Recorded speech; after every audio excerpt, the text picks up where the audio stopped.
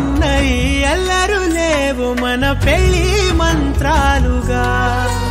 అటువైపు నీవు నీ వైపు నేను వేసేటి అడుగులే 7 అడుగులని 7 జన్మలకి ఏకమైపోదామా ఎంత చిత్రం ప్రేమ వింత వీలు నామ రాసింది మనకు ప్రేమ నిన్ను నాలో దాచి నన్ను నీలో విడిచి వెళ్ళిపోమ్మంటోంది